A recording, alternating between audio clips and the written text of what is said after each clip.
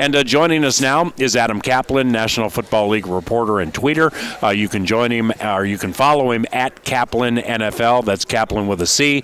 Last time you were on the 9 to noon radio presentation, you left us by saying, when we get to the Combine, you are absolutely loaded with free agency-related speculation. It's the same as always with me, man. Free agency's first. Is that the case? And what can you share? Like, what's Where do you want to go? Where do you want to go? What's frontal? What's first and foremost on your mind? I'll give you my list of players that are probably going to get paid in free agency very well, which will surprise you. And if you go alphabetically, Barr will be right near the top. Not by the team that you called play-by-play for. Correct. Yes, that won't happen. I can't argue with that. Yeah, that's not going to happen. No, look, I think let's get to Anthony Barr first.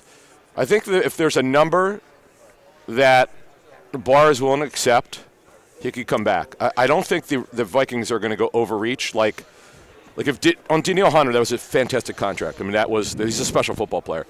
Barr is not a special football player. He's a good player. But you're not going to, for a strong side linebacker at 43, you're just not going to pay that. You're not going to pay big-time money. So that's why I think more likely not he'll walk, but I wouldn't rule it out him returning. So what about the Eric Kendricks $50 million number? Do you think he's in that range? No, Ben. In an average per season, he's not going to make $10 million a year. Now, here's what I would tell you. Well, actually, here's what I would tell you. When you make it to free agency, anything can happen. Sure. Yeah. But from this team, there's no chance that happens. Right. Yeah. In fact, when Kendricks got his deal, I wouldn't be surprised if the Vikings maybe tried to work something similar with Barr at that time, and Barr and his people, again, I'm speculating, were like, no, we're going to wait because we're going to get more. I mean, so there may not be more out there. He's a unique player because when he came out of UCLA, most people thought he would be a really good 34 outside linebacker, a stand-up guy, or a 43 defensive end. Well, that's not what he's played here. Being a stand-up, strong side linebacker, I mean, you played both sides, Ben, right? Did you play, or were you strong side?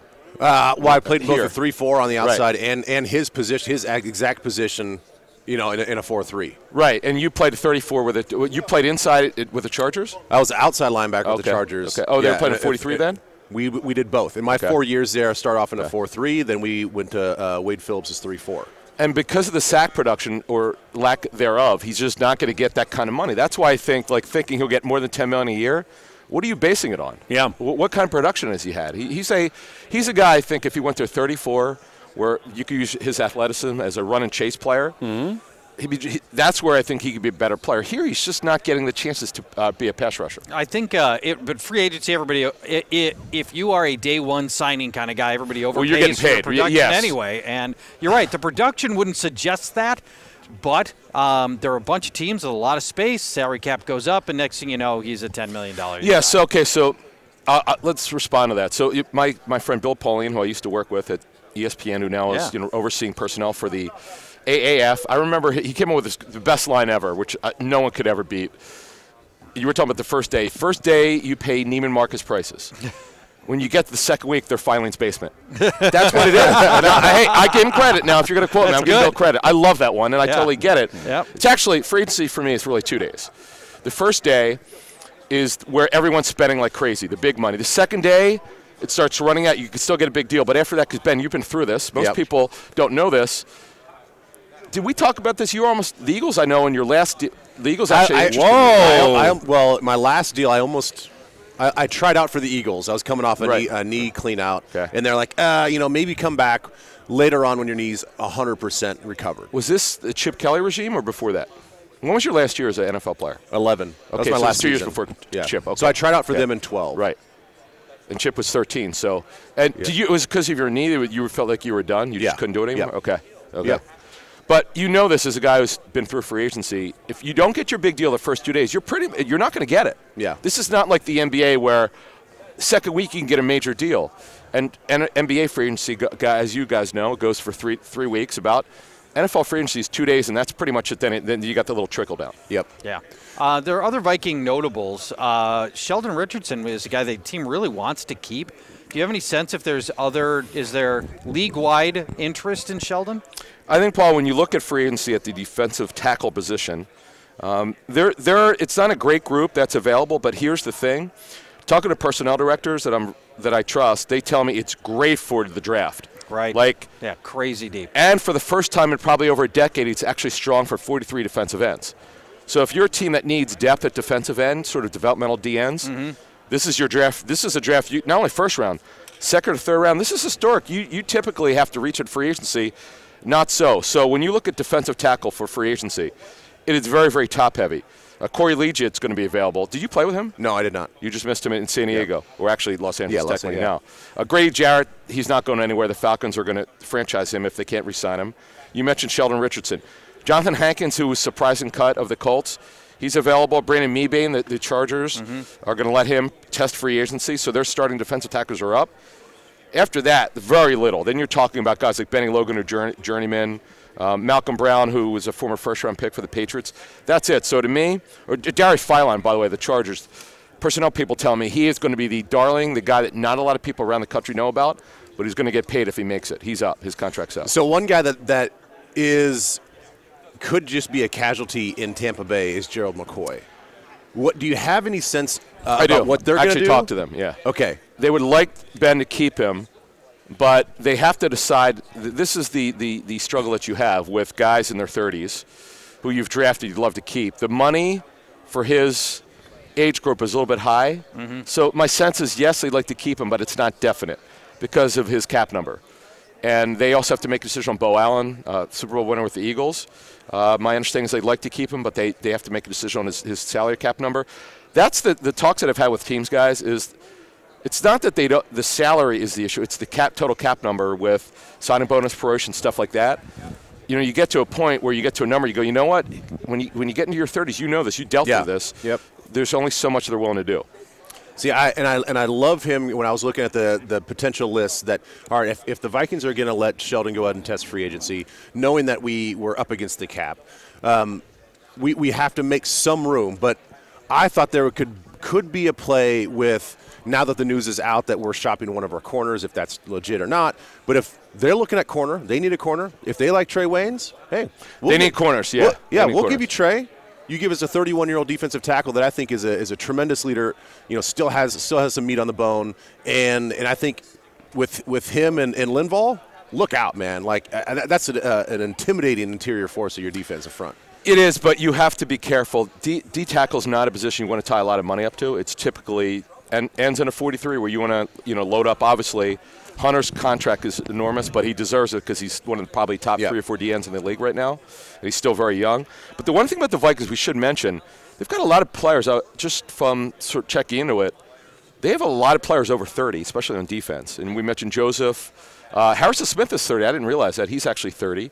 So they have to get younger at certain positions. And this draft is going to be important for them because they definitely need to get younger and need a little bit of depth at certain positions. You think 3 weeks from now Everson Griffin will be on the Vikings? He's one of them where he's another 30-year-older that they have to make a decision on. That one's a little bit tough. Here's a question for you, Mr. Play-by-Play voice. Yeah, okay. If they move on from Griffin, who would start for him? Well, they have the draft, as you know. As Ben pointed out while we were calling games last year on the Vikings Radio Network, Danielle Hunter pegged as a left defensive end. When Griffin was out, Danielle went phenomenal. He went to the right side and actually was better than he was on the left. Stephen Weatherly jumped up last year, and you have the draft. Right. So I would think it would be the draft because, again, you do not, for the first time probably in a decade, need to waste a first-round pick on a DN because there's actually depth, and teams tell me you can get starters actually in the 3rd round. So, again, this is not typically, and we see Greg Cosell from NFL Films. I'm sure he's seen the tape already. Is it deep at DN this year from what your tape study? Have you see when he says that, D-line too, right? Yeah. There you go. He just confirmed it.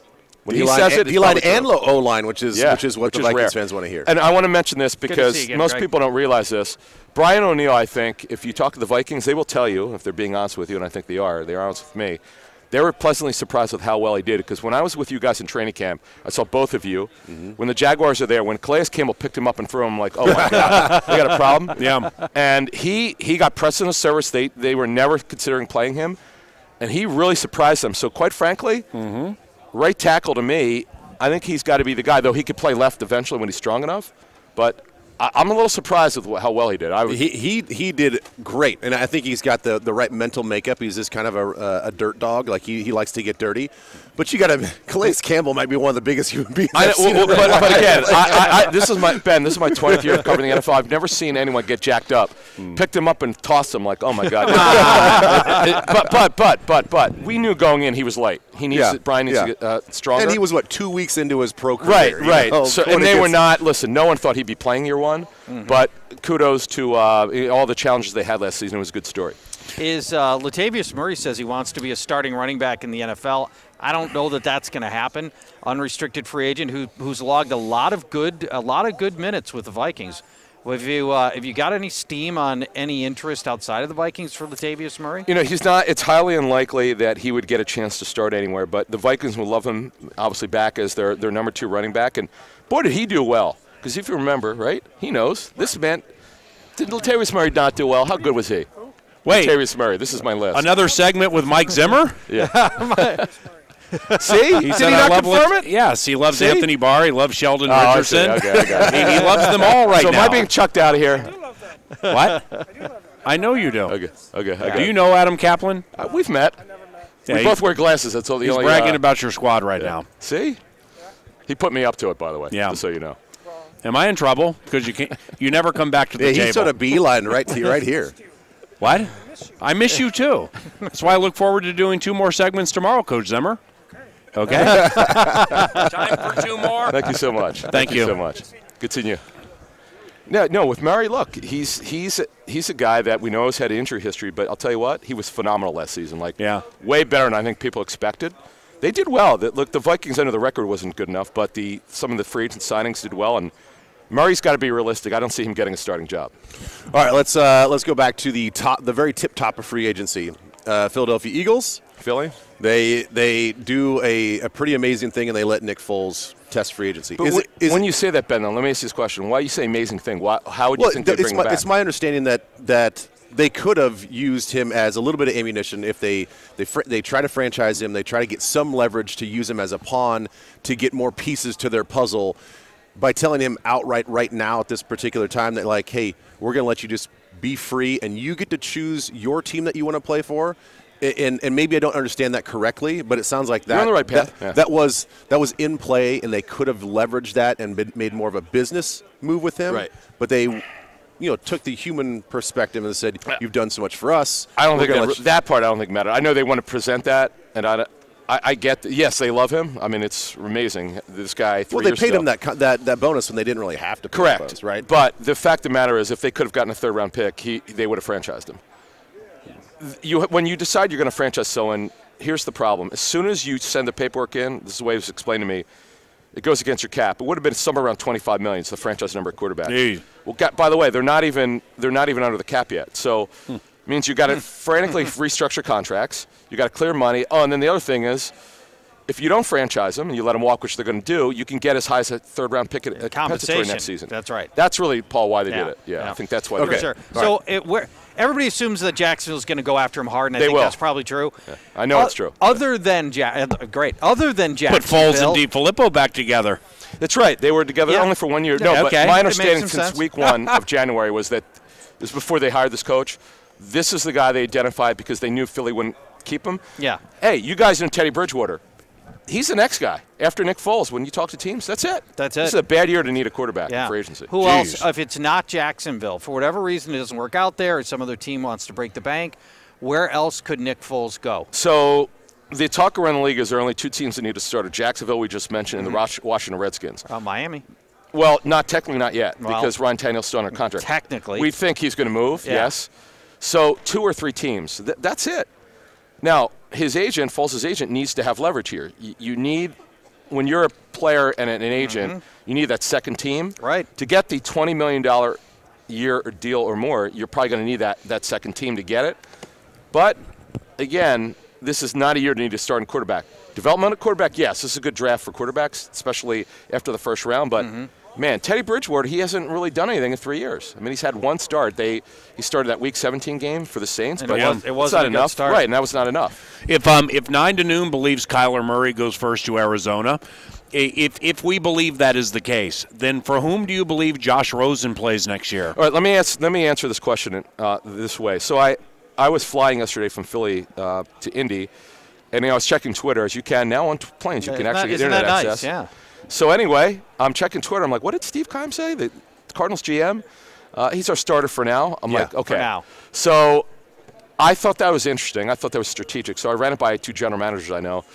One guy said you would only do that if you wanted to get value for that pick because they're the first pick overall. Yeah. The other guy said, well, first of all, the head coach loves Murray. He actually was on record last season doing it. Mm-hmm. So both guys do agree on one thing. It was absolutely strategic because you get out in the media, this pick is for sale.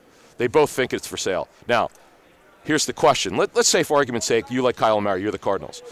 How far down could you trade to get him so you could still pick up picks? You have to make that first pick available. Are you really going to take him at number 1? Do you know of any other teams that really want him? So that's the question, Ben and Paul. What the value is for the first pick. I think clearly they want to move it. That's the way I see it. Right. But okay, so all that being said, Rosen has red flags about his personality coming out in the draft last year, and then has a down year production-wise. Now it's being shopped around that he may not be the guy, and maybe it's a strategic move just to move down in draft picks to acquire more draft picks, but all along maybe you want to target another player. That still sends a bad message to a guy that doesn't seem to handle criticism and needs all the support he can get. Here's what I would tell you, though, Ben. They fired the offensive coordinator, Mike McCoy, in the middle of the season. So you have to be realistic here. The fact of the matter is that's not his fault. And you could talk all about his personality being so challenging and difficult. The reality is that there's a lot more that is going on with this quarterback than just his personality. Did we, before we say goodbye, did we miss anything big and obvious?